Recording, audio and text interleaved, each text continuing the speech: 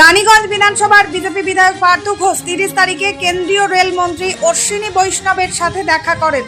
সেখানে তিনি রানীগঞ্জের বেশ কয়েকটি সমস্যার বিষয় রেলমন্ত্রীর সামনে তুলে ধরেন। এ বিষয়ে পার্থ ঘোষ বলেন যে রেলের পক্ষ থেকে উচ্ছেদ অভিযান চালানো হচ্ছে। এ বিষয়ে তিনি রেলমন্ত্রীর সাথে কথা বলেন এবং অনুরোধ করেন যেন রানীগঞ্জ বিধানসভার লাইক বাঁধ রানীগঞ্জ স্টেশনের কাছে এবং পুরন মল এলাকায় উচ্ছেদ করার আগে স্থানীয় বিধায়কের সাথে কথা বলা হয়, কারণ এইসব অঞ্চলে যে দোকানদাররা আছেন তারা কোনো রকমই নিজের জীবিকা অর্জন করছেন, তাই তাদের বিষয়টিও ভাবনা চিন্তা করা দরকার। পার্থ ঘোষ বলেন যে রেলমন্ত্রী তার কথাগুলো ভালো করে শুনলেন এবং আশ্বাস দিলেন যে উচ্ছেদ অভিযানের আগে স্থানীয় বিধায়কের সাথে কথা বলা হবে এবং সেখানকার দোকানদারদের বিষয়টি সহানুভূতির সাথে বিচার করা হবে।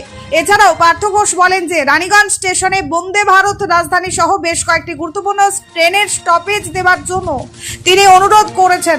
এরই সাথে তিনি তার বিধানসভা এলাকায় রেলের পক্ষ থেকে বেশ কিছু উন্নয়নমূলক কাজ করার অনুরোধ রেখেছেন। Bureau report, son of Bengal, বাংলার খবর। আপনারা জানেন যে আমি মাননীয় রেলমন্ত্রী অশ্বিনী বৈষ্ণব মহাশয়ের সাথে দেখা করেছি।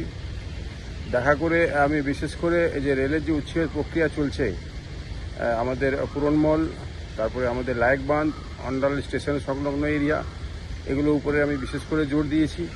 আমি বেশ কয়েকদিন আগে আমি একটা প্রোগ্রাম করেছি আপনার লায়ক বাঁধে, সেখানে বলেছিলাম যে আমি 30 তারিখে অ্যাপয়েন্টমেন্ট চেয়েছি মাননীয় রেলমন্ত্রীর। উনি যদি অ্যাপয়েন্টমেন্ট দেন আমি তাহলে নিজে এসে দেখা করব।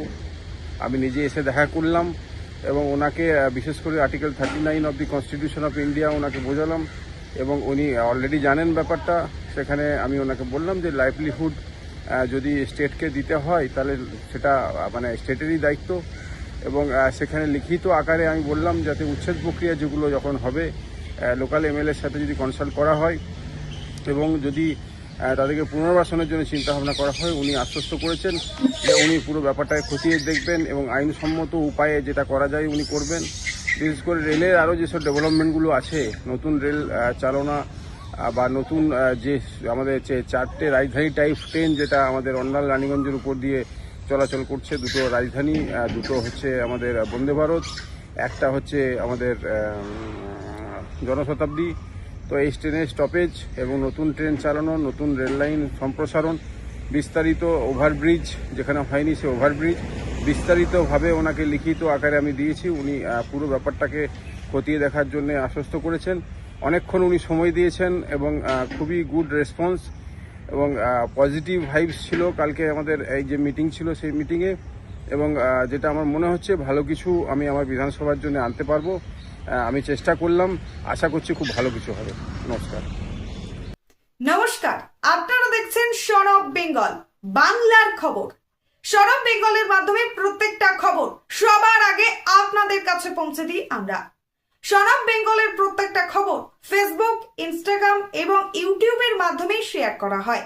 আমাদের ফেসবুক পেজ, ইউটিউব এবং ইনস্টাগ্রাম আপনারা দেখুন, ফলো করুন এবং শেয়ার করে দিন প্রত্যেক সংবাদ প্রেমীদের কাছে। আমাদের ফেসবুক পেজে যান, সেখানে গেলে দেখতে পাবেন রাজনীতি, খেলার খবর এবং বিনোদন জগতের সমস্ত আপডেট সহ লোকাল খবরের খুঁটিনাটি উপলব্ধ। তাই সঙ্গে থাকুন, দেখতে থাকুন সন অফ বেঙ্গল, বাংলার খবর।